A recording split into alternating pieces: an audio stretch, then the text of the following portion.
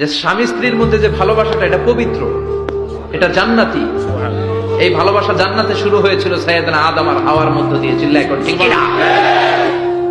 স্বামী স্ত্রী দুইজনে একের হাতের সাথে আরেকজনের হাত মিলালে হাতের সগীরা গুনাহ মাফ করে কে? আল্লাহ।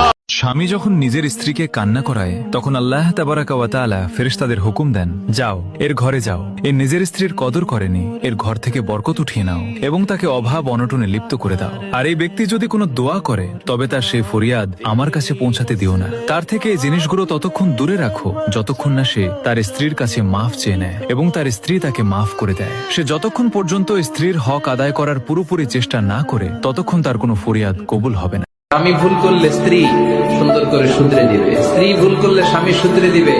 ফজরের সময় স্ত্রী হাজবেন্ডকে ডেকে দিবে, উঠতে না চাইলে ঠান্ডা পানির ছিটা দিবে। কারণ জান্নাতে একা যাওয়া যাবে না, গেলে দুইজনেই যাবে। কথা কয় না? দুইজনেই জান্নাতে যাওয়ার দরকার আছে না নাই? যত বেশি আপনারা